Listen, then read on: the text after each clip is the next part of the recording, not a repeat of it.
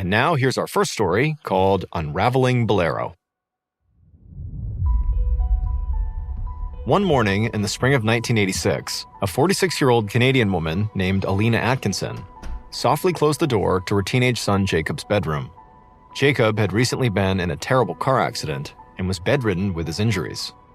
Doctors had told Alina and her husband Tyler that Jacob would require around-the-clock care to recuperate. And so even though Alina had a very busy professional career as a biologist, she had taken a leave of absence to tend to her son.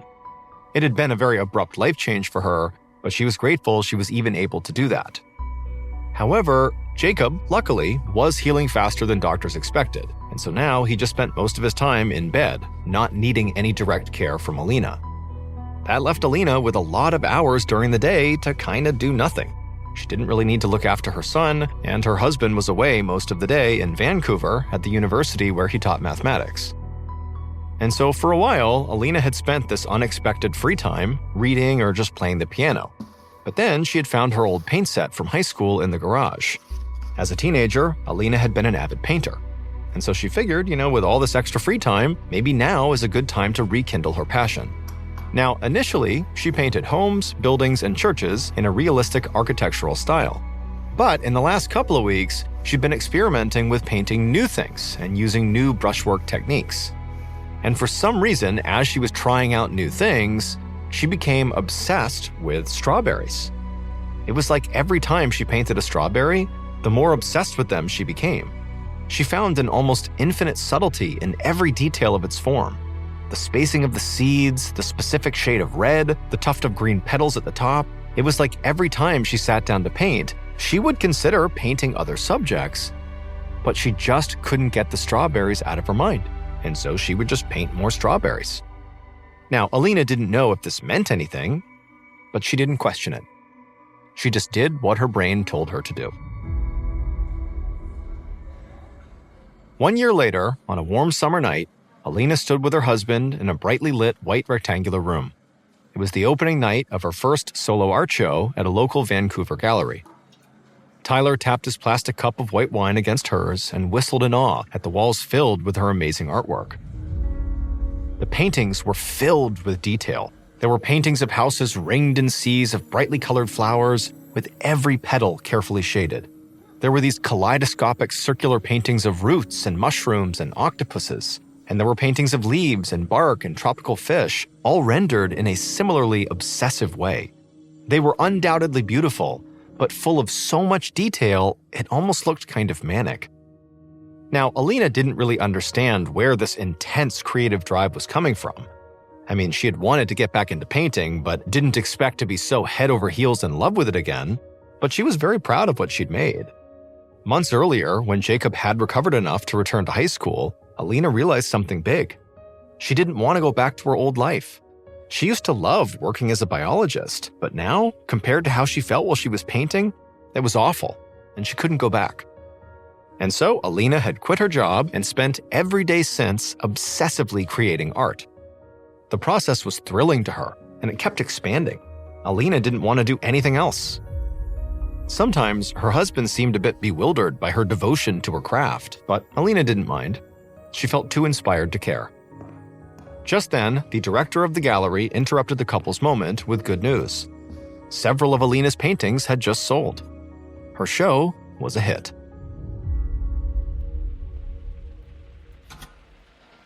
Seven years later, on a drizzly winter morning in 1994, Alina was in the kitchen making toast and envisioning her day in the art studio. The house was quiet, except for a small radio that Alina kept tuned to the classical music station. And after a while, she realized she'd been listening to the same piece of music for what felt like a really long time. She stared at the radio and focused on what she was hearing. The song was a strange hypnotic march with a rolling staccato snare drum carrying a melody of flutes and bells. Across almost 15 minutes, the song swelled and snowballed, adding more and more instruments until it crescendoed in a bombastic parade of sound and then crashed into silence. When the music finally stopped, the DJ identified the song as Bolero by the French composer Maurice Ravel, composed in 1928. Alina had never felt so moved by a piece of music ever in her life. Something about this bolero had affected her in a profound way. She poured herself a mug of tea and then hurried to the studio. She had an idea. 3 weeks later, Alina perched on a stool in her studio with a brush in her hand, her face inches from the canvas. On the shelf by the window, her CD player was switched to repeat mode to play the same track over and over, which was, of course, Ravel's Bolero. It was the only music Alina had listened to for weeks. It was also the subject of her latest painting that she had been working on for weeks. The painting was supposed to be a visual representation of the song Bolero. Each note was depicted as a different color. For instance, B-flat was metallic green. The duration of the song was expressed as a series of rectangles stacked on top of each other. The height of each shape represented the loudness of the instruments. Alina listened to Bolero hundreds and hundreds of times to create her visual coding system. This required an extreme level of focus, but Alina had never felt so inspired.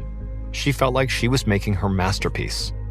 The most challenging part, though, was translating the climax of Bolero to painting.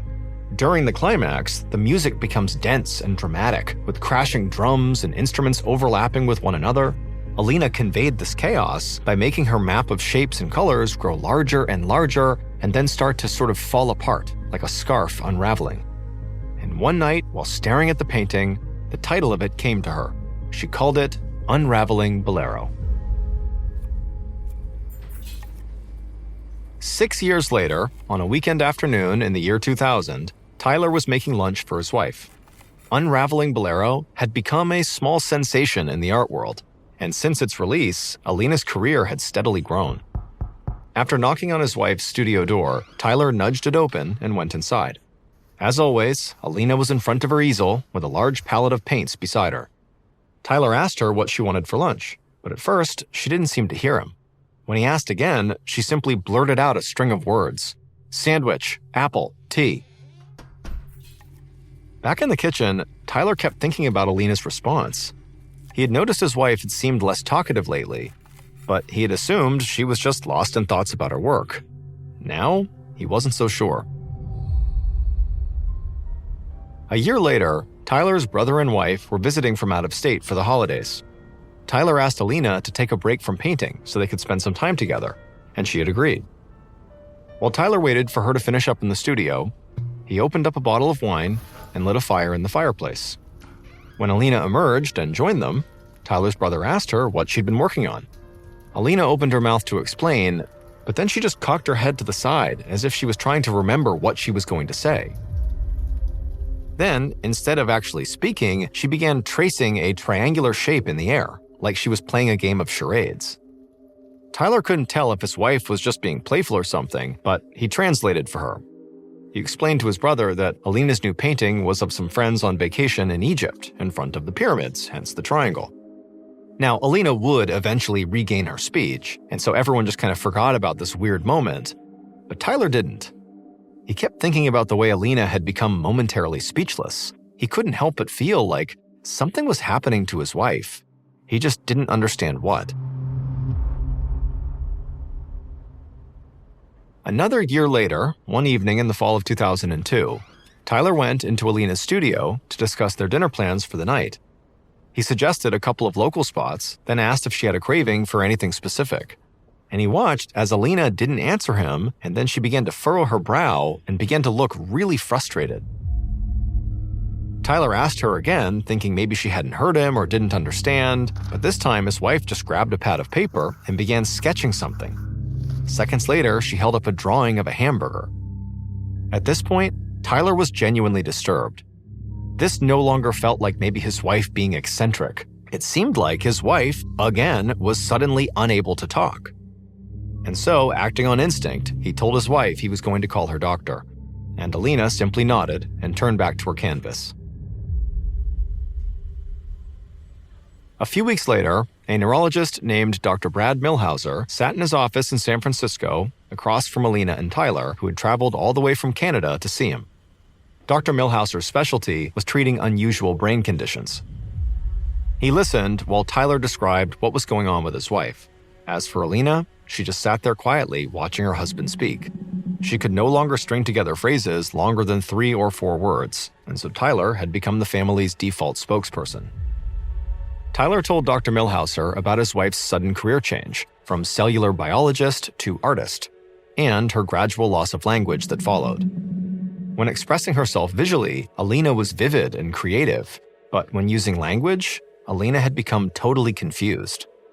As Tyler explained the evolution of Alina's artwork, he listed some of her favorite subject matter: houses, flowers, strawberries, and Bolero.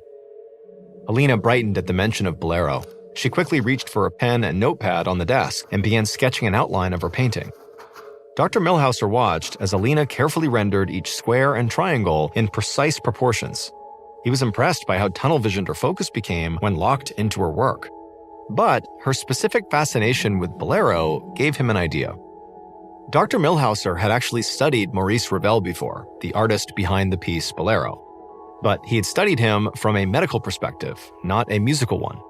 The doctor had a hunch that the parallel between the famed French composer and Alina might run deeper than anyone realized.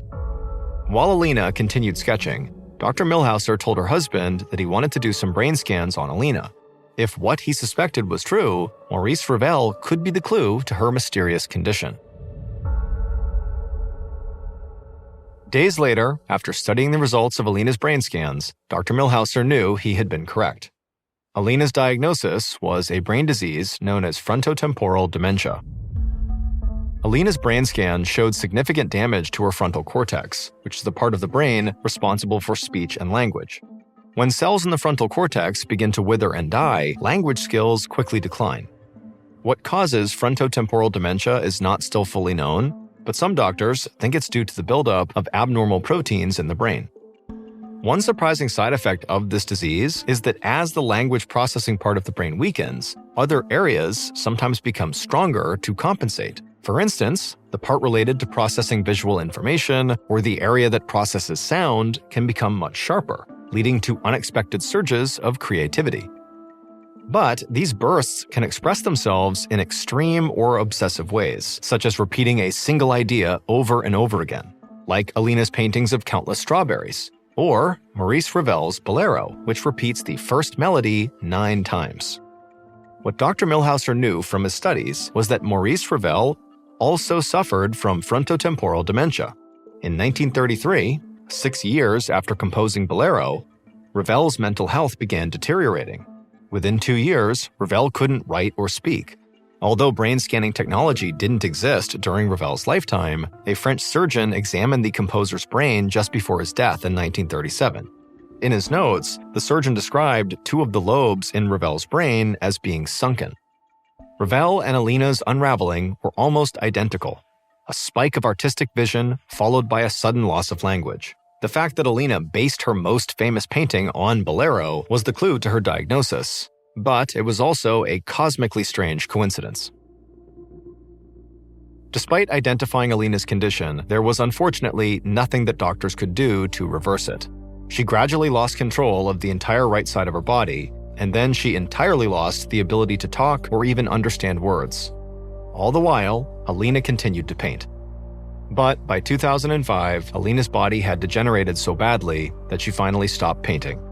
And then 2 years after that, Alina Atkinson died. Almost 70 years to the month after her inspiration, Maurice Ravel, also died.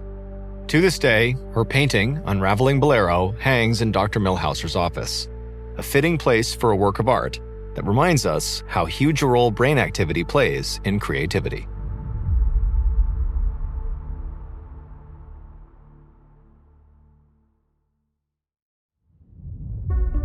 And now for our second story, called Crossing Over.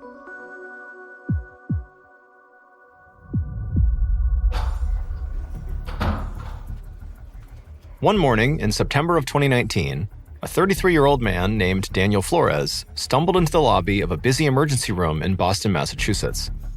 He was delirious, soaked in sweat, and clutching his stomach in obvious pain. As he waited in line to sign in, Daniel's chest started to heave. All of a sudden, he could barely breathe. Before he could call for help, his vision turned blurry, and he collapsed to the floor. Moments later, he felt people lifting him up, placing him in a wheelchair, and rushing him through a series of swinging doors. The hospital swirled around him in a haze of voices, bodies, and fluorescent lights as someone placed an oxygen mask over his mouth. Soon, Daniel found himself lying on a bed in a small room while a man in a white coat spoke to him. Daniel assumed he was the doctor, but he wasn't sure because Daniel didn't speak English. The doctor seemed to realize Daniel was not understanding him, so he stepped out into the hallway and yelled something, and Daniel caught one familiar word: Espanol. Soon, a young male nurse hurried into the room and introduced himself in Spanish. He said that he would be Daniel's interpreter. After grabbing a clipboard off the counter, the nurse asked Daniel how long he'd been experiencing his symptoms. Daniel removed his oxygen mask and told him that he'd been feeling nauseous ever since arriving in Massachusetts 4 days ago with his wife and kids. And then once they had actually gotten to Boston 2 days earlier, it had only gotten worse, and he had begun coughing up blood. At first, it had been bright red, but over the past 2 days, the blood had only gotten darker. This morning, before coming to the hospital, the blood looked brown and gritty, almost like coffee grounds. The interpreter nodded and relayed this information to the doctor. The doctor listened intently, then said something to the interpreter. The interpreter then turned to Daniel and asked him about his medical history. Specifically, he wanted to know if Daniel smoked, drank, or took drugs. Daniel hesitated to tell the truth, but he decided he would trust the interpreter. He admitted that although he had recently quit, for 15 years, Daniel had smoked a pack of cigarettes a day. He also drank daily, at least 2 or 3 drinks. After this, the interpreter and the doctor began speaking to each other. Daniel obviously didn't know what they were saying, but their voices sounded serious, which made him feel nervous. Eventually, the interpreter turned back to Daniel. He told Daniel that coughing up blood often indicates bleeding inside of the digestive tract, which can be life-threatening. In order to find out more, the doctor wanted to run some tests, and Daniel agreed. After the doctor left to go arrange the tests, the interpreter flipped to a new page of Daniel's patient intake form, and his next question was about Daniel's family history. However, Daniel really didn't want to answer. He knew that if right now he said the wrong thing, he and his family could be in a lot of trouble with immigration officials. About an hour later, Dr. Nicholas Hunt opened up an image on his computer. He was studying an X-ray the lab had just sent him of a new patient, Daniel Flores. After conducting a physical exam where he noticed that Daniel was feverish, had trouble breathing, and had a heart rate that was higher than normal. Daniel had also flinched when Dr. Hunt pressed on his abdomen. It seemed to him that Daniel's body was breaking down in several ways simultaneously, but he wasn't sure why. Dr. Hunt knew he would need to narrow down the options before Daniel's symptoms worsened. As Dr. Hunt examined the X-ray, he couldn't help but feel like the image was pretty worrying. Both of Daniel's lungs looked patchy and opaque. That meant they were infected, possibly with pneumonia, or even something more serious.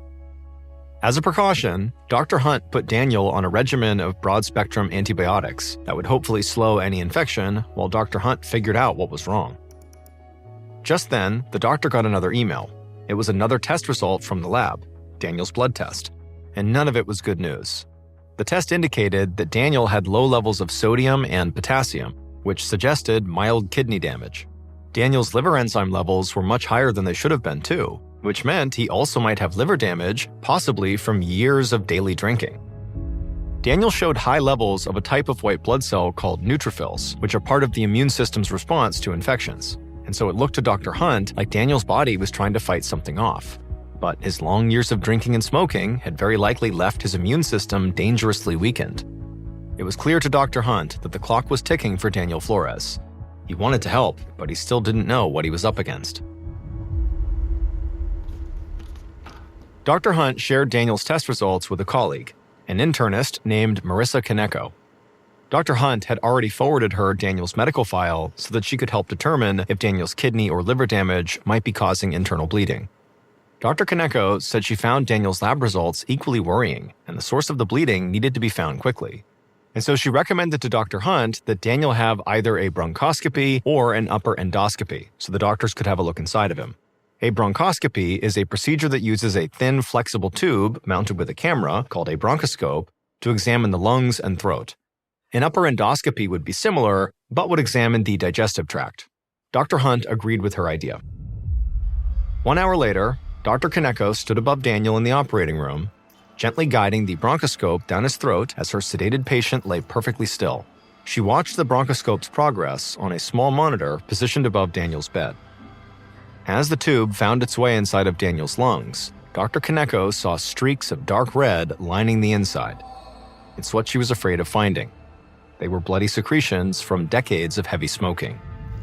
Dr. Kaneko maneuvered the bronchoscope as delicately as possible to collect fluid samples for testing.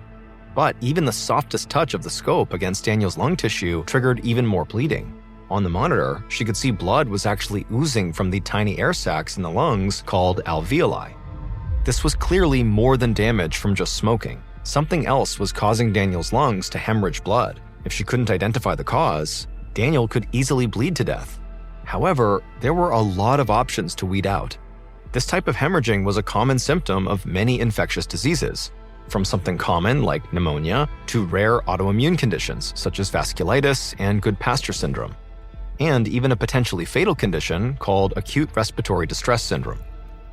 Dr. Kaneko carefully retracted the bronchoscope up and out of Daniel's esophagus. Then a nurse wheeled Daniel back to his room. At this point, the doctor had successfully confirmed that there was something critically wrong with Daniel, putting him in immediate danger of death. However, that knowledge didn't put them any closer to finding a cure.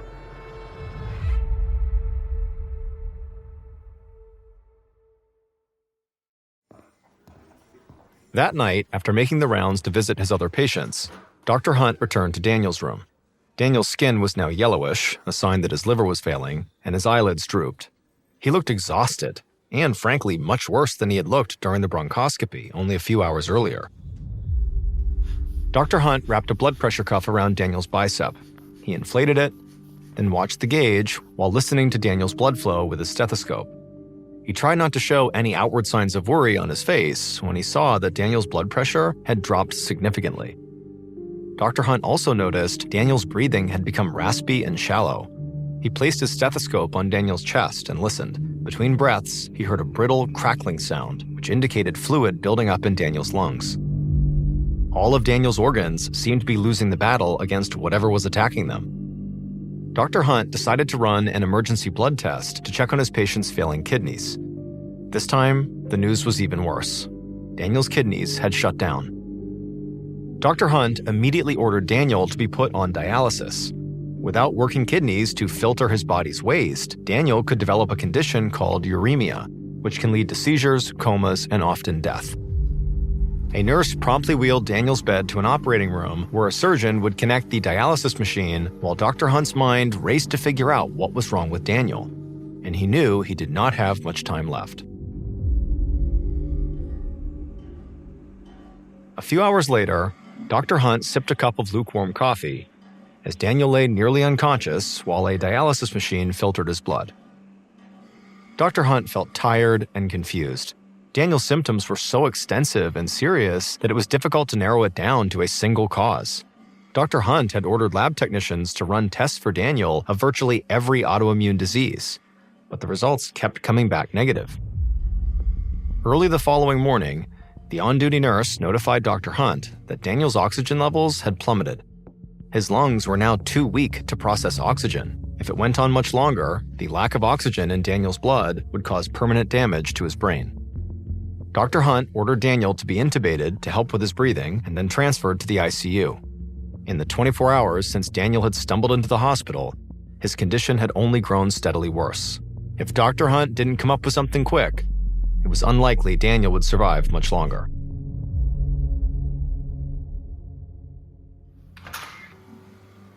Alejandra Flores could not believe her eyes when she walked into the ICU. Her husband Daniel was unconscious, hooked up to a room full of machines with tubes in his arms and down his throat. He was unable to speak. He looked more dead than alive. The day before, when Daniel had told her he was going to the hospital, Alejandra agreed that he did seem sick, but she assumed it was just a bad flu, or at least it was just something that could be treated, so she didn't go with him. But when she didn't hear from him by that evening, she had begun to worry. And then she realized that she didn't even know for sure which hospital he went to. And after only being in the US for 4 days, neither her nor Daniel had a phone, so she couldn't call to find out. And so by today, the following day, with still no word from her husband, Alejandra had panicked. Fortunately, though, Daniel had been clear-headed enough to give the interpreter the phone number at their extended family's apartment where his wife and his family were staying. And so when Alejandra had answered the phone that morning, a Spanish-speaking nurse from the hospital explained her husband's situation. Alejandra was horrified. She left the kids at the apartment and hurried to the hospital. Sitting beside Daniel's bed, Alejandra stroked his hand and prayed. She felt helpless and lost in this strange new place. A few minutes later, a nurse entered and introduced himself as the person Alejandra had spoken to on the phone.